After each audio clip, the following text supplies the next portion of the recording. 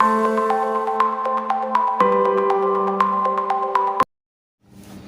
Friends, welcome back to our channel. आज हम बात करने वाले हैं बॉन्ड्स की। तो ये बॉन्ड्स होते क्या है, इसके टाइप्स क्या है, इसके टर्मिनोलॉजीज क्या क्या आते हैं, इसमें वर्ड्स कौन कौन से यूज़ होते हैं, किस टाइप के बॉन्ड्स सेफ रहते हैं, किस टाइप के बॉन्ड्स अनसेफ रहते हैं या अनसिक्योर रहते हैं। तो अगर हम लोग इसको इनिशियल से देखेंगे, सिंपल लैंग्वेज में अगर हम लोग बात कर लेंगे, तो हम क्या करते हैं, बैंक में पैसा डिपॉजिट करते हैं in terms of saving bank account, fixed deposit और in recurring deposit, something like that। Bank क्या करता है, वो हमसे पैसे लेके लेंड करता है, जिसको ज़रूरत है उसको लोन दे देता है। हमेशा ही हमने ये देखा है कि सेविंग बैंक के ऊपर जितना मुझे इंटरेस्ट रेट मिलता है उससे ज़्यादा बैंक बोरोवर से चार्ज करता है, और इन बिटवीन दैट जो भी होता है दैट इज़ बैंक्स प्रॉफिट। खैर, ये तो हमने समझ लिया कि बैंक कैसे काम करता है। बैंक बोरोवर को हमारे पैसे दे देता है, बोरोवर से इंटरेस्ट रिसीव करता है, और वो इंटरेस्ट का सम परसेंट वो हमें as a saving bank interest बोल के पे करता है। तो जब हम लोग बॉन्ड की बात करते हैं तो बॉन्ड में यहाँ पे एक चीज़ होती है कि ये जो बीच में वाला बैंक होता है ना, वो पिक्चर में नहीं आता है। आप डायरेक्ट लेंडर होते हो, लेंडर इन द सेंस जो भी लोन देता है वो, और सामने वाला बोरोवर होता है। फिर अब ये सामने वाला होता कौन है? सामने वाला कोई भी हो सकता है। तो सबसे पहले हम लोग ये समझेंगे कि ये बॉन्ड क्या होता है। बॉन्ड जनरली एक प्रोसेस होता है जिसमें बोरोवर को किसी चीज़ के लिए पैसे चाहिए और वो इन्वेस्टर से पैसे लेता है, अगेंस्ट उसको पीरियडिक टर्म्स में इंटरेस्ट पे करता है। तो फिर ये बोरोवर होते कौन है, मतलब बॉन्ड्स कौन इश्यू करता है और कैसे इश्यू करता है। रफली देखेंगे तो बॉन्ड्स जनरली इश्यूज होते हैं सेंट्रल गवर्नमेंट से, केंद्र सरकार से, कॉरपोरेट एंटिटीज से, बड़ी बड़ी कंपनीज होती है, फाइनेंशियल इंस्टीट्यूशंस होते हैं, वो भी अपने बॉन्ड्स इशू करते हैं। स्टेट गवर्नमेंट होता है, स्टेट गवर्नमेंट भी बॉन्ड्स इशू करते हैं। म्यूनिसिपल कॉरपोरेशंस होते हैं, वो भी बॉन्ड्स इशू करते हैं। इन सब का पर्पज़ एक ही होता है कि इनको आपसे लिया हुआ मनी किसी प्रोजेक्ट में इन्वेस्ट करना होता है। वो उसमें श्योर रहते हैं कि ये प्रोजेक्ट कंप्लीट होने के बाद इसमें से जो भी पैसा निकलेगा वो हम लेंडर को वापस कर देंगे। That is an maturity period for the bond. अभी वो प्रोजेक्ट के ऊपर डिफाइन होता है कि आपकी बॉन्ड की मैच्योरिटी कितनी होती है, कैसे होती है। खैर, यहाँ तक तो हमने समझ लिया कि बॉन्ड कौन इशू करता है और किस पर्पज से इशू करता है। तो फिर ये बॉन्ड्स के अलग अलग टाइप्स रहते हैं। जब भी मैं बॉन्ड मार्केट देखूँ वहाँ पे मुझे अलग अलग टाइप्स के बॉन्ड दिखते हैं, 8-10 टाइप के होते हैं, लेकिन हम लोग जनरली यहाँ पे 4 ही बॉन्ड्स के बारे में बात करेंगे। एक होता है फिक्स रेट इंटरेस्ट बॉन्ड, दूसरा होता है ज़ीरो कूपन बॉन्ड, तीसरा होता है फ्लोटिंग रेट बॉन्ड, और चौथा होता है हाई यील्ड बॉन्ड। हम लोग इन सब को विस्तार से एक एक करके इसके डेफिनेशन के हिसाब से देख लेते हैं। जब आगे जाएंगे तो इसके एग्जांपल्स भी देखेंगे हम लोग। अभी पहले वाला जो है that is fix rate bond, fix rate interest bond. तो फिक्स रेट इंटरेस्ट बॉन्ड में क्या होता है कि जो बोरोवर होता है वो एक फिक्स इंटरेस्ट रेट उस बॉन्ड के लिए तय करता है, और अकॉर्डिंगली आपका जो इंटरेस्ट पेमेंट होता है, कभी ये क्वार्टरली होता है, 6 मंथली, हाफ ईयरली होता है, या कभी ईयरली भी होता है, वो आपको पे करता है with the fixed interest rate जो भी डिफाइन किया हुआ है बॉन्ड के टर्म्स में। वो at the end of maturity आपको आपका कैपिटल वापस मिल जाता है, जो भी आपने इन्वेस्ट किया हुआ है वो सारा का सारा आपको वापस मिल जाता है। दूसरा टाइप आता है जीरो कूपन बॉन्ड्स। अब ये जीरो कूपन बॉन्ड्स जो होते हैं इसमें आपको कोई भी इंटरेस्ट पे नहीं किया जाता है। सिंपल सवाल है, अगर मैं इन्वेस्ट कर रहा हूं और मुझे इंटरेस्ट नहीं मिल रहा है तो फिर ऐसे बॉन्ड में इन्वेस्ट करने का मतलब ही नहीं बनता है। ऐसा नहीं है। यहाँ पे ये होता है कि जीरो कूपन बॉन्ड में आपको जो बॉन्ड का फेस वैल्यू होता है उसमें एक डिस्काउंट मिलता है। अब वो डिस्काउंट कैसे डिफाइन होता है? With respect to the market conditions. Market की जो भी कंडीशंस है उसके हिसाब से आपको जीरो कूपन बॉन्ड्स डिस्काउंट पे मिलते हैं with the face value. Bond का एक जो फेस वैल्यू होता है उसके डिस्काउंट पे मिलते हैं। अब मैच्योरिटी पे उसकी जो फेस वैल्यू बॉन्ड में डिफाइन की हुई उतना अमाउंट आपको वापस मिल जाता है। तो अभी तक तो शायद आप समझ गए होंगे कि ये जीरो कूपन बॉन्ड क्या होता है। तीसरा आता है फ्लोटिंग रेट बॉन्ड। अभी हम में से मैक्सिमम लोगों ने होम लोन लिया होगा। होम लोन लेते समय बैंक या फाइनेंशियल इंस्टीट्यूशन हमें ऑफर करता है कि आपको फिक्स इंटरेस्ट चाहिए या फ्लोटिंग इंटरेस्ट चाहिए। तो जब फ्लोटिंग रेट इंटरेस्ट बॉन्ड्स की हम बात करते हैं तो इसका जो रेट ऑफ इंटरेस्ट होता है वो मार्केट सिनारियो के साथ साथ ऊपर और नीचे होता है। ये अंडरलाइन इंडेक्स के साथ भी चलता है। फॉर एन एग्जाम्पल, अगर सेंट्रल गवर्नमेंट ने बॉन्ड्स इश्यू किए हुए floating rate bonds for any oil excavation project, तो इसका अंडरलाइन सेक्टर बनता है ऑयल एंड गैस। अभी ऑयल एंड गैस में जैसे भी प्राइजेस ऊपर नीचे होते हैं वैसे ही आपका ये जो फ्लोटिंग रेट बॉन्ड है ना उसके इंटरेस्ट अप एंड डाउन्स होते रहते हैं। तो शायद अभी तक आप ये समझ गए होंगे कि ये फ्लोटिंग रेट इंटरेस्ट बॉन्ड्स कैसे रहते हैं। जैसे हम लोग बात करते हैं कि होम लोन में फ्लोटिंग रेट आरबीआई के हिसाब से तय होते हैं। जैसे ही रेपो रेट या रिवर्स रेपो रेट्स ऊपर नीचे होते हैं वैसे ही हमारे होम लोन के इंटरेस्ट रेट ऊपर नीचे होते हैं। लास्ट में हम लोग बात करेंगे हाई यील्ड बॉन्ड। इसका नाम ही ऐसा है कि हाई यील्ड, ये जनरली 12%, 14%, 16% तक आपको रेट ऑफ इंटरेस्ट देते हैं। इसमें भी सेम प्रोसीजर होता है। पीरियडिकली आपके इंटरेस्ट मिलता है, 6 monthly, quarterly, yearly, something like that.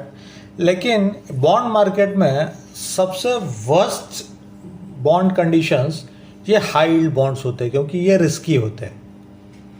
अभी ये रिस्की क्या कैसे होते हैं, क्यों होते हैं, इसके लिए हम लोग आगे डिटेल में बात करेंगे विथ इंडिविजुअल बॉन्ड्स। लेकिन अभी तक तो सिर्फ इतना मालूम है कि जो मेरे फिक्स रेट बॉन्ड्स होते हैं, जो फ्लोटिंग रेट बॉन्ड्स होते हैं, वो मार्केट रेट से एट पार रहता है। लेकिन जब हम लोग हाई यील्ड बॉन्ड की बात करते हैं तो ये हमेशा मार्केट रेट से काफ़ी ऊपर रहता है। जैसे मैंने बताया 12%, 14%, 16%। मैंने ये भी देखा है कि कई बार 18% तक आपको रेट ऑफ इंटरेस्ट मिलता है हाई यील्ड बॉन्ड्स पे। हमने अभी तक तो ये देखा कि बॉन्ड्स कैसे होते हैं, कौन इश्यू करता है, किस टाइप के बॉन्ड्स होते हैं। लेकिन जब ये बॉन्ड मार्केट में हम लोग देखते हैं तो कुछ टर्म्स यूज़ की जाती है। तो हम लोग एक एक टर्म्स के बारे में बात करेंगे। पहली टर्म है कूपन रेट। कूपन रेट को अगर मैं सिंपल लैंग्वेज में बता दूं तो this is an rate of interest that the borrower has agreed to pay you at a periodical time. तो इसका मतलब यह है कि कूपन रेट जो होता है, coupon rate is nothing but this is the rate of interest that a lender can get on a investment either in floating और fixed form over entire tenure of bond maturity. जब तक कि bond आपका mature नहीं होता है तब तक जो एग्रीड रेट ऑफ इंटरेस्ट होता है that is called as an coupon rate. दूसरा हम लोग बात करते हैं मैच्योरिटी। मैच्योरिटी सेम जैसे हमारे फिक्स डिपॉजिट में होती है, 4 साल, 5 साल, 10 साल, 20 साल, 40 साल, 50 साल। बॉन्ड मार्केट में हम लोग 50 साल, मैं आपको एक एग्जांपल भी दिखा दूंगा at the end of video कि मैंने 99 ईयर्स वाला भी बॉन्ड देखा है जिसमें वो 9% रेट ऑफ इंटरेस्ट से आपको पे कर रहे हैं। तो जिस दिन भी आपका प्रिंसिपल आपको वापस मिल रहा है, आपका कैपिटल आपको वापस मिल रहा है, that date is considered as an maturity to the bond. तीसरी टर्म आती है करंट यील्ड या यील्ड बात करते हैं हम लोग, करंट यील्ड में बाद में जाते हैं। अभी यील्ड क्या होता है कि वो आपको बता देता है कि आपका जो बॉन्ड आपको इंटरेस्ट अर्न करके दे रहा है वो करंट मार्केट वैल्यू से ऊपर है, नीचे है। जैसे ही हमने पहले कुछ वीडियोस में देखा है कि मुझे इन्फ्लेशन को बीट करना है तो फिर मेरा जो बॉन्ड यील्ड है वो इन्फ्लेशन से ऊपर होना चाहिए। उसका एक छोटा सा फार्मूला है। ये जो यील्ड होता है वो एनुअल कूपन रेट को अगर बॉन्ड्स के करंट मार्केट प्राइस से हम लोग डिवाइड करेंगे तो हमें मिल जाएगा कि मेरा यील्ड क्या है, और वो यील्ड और इन्फ्लेशन अगर मैं सामने सामने रखूँगा तो फिर मुझे समझ में आएगा कि मेरा बॉन्ड मुझे हायर देन इन्फ्लेशन दे रहा है, या एट पार इन्फ्लेशन दे रहा है, या बिलो इन्फ्लेशन दे रहा है। रिटर्न्स की बात कर रहा हूँ। अभी सबसे बड़ा और इम्पोर्टेंट सवाल आता है कि मैं कौन से बॉन्ड में इन्वेस्ट करूँ। बॉन्ड का यहाँ तक तो हम समझ गए, लेकिन फिर ये होता है कि आप इतना बता रहे हो तो कौन से बॉन्ड में इन्वेस्ट करना चाहिए।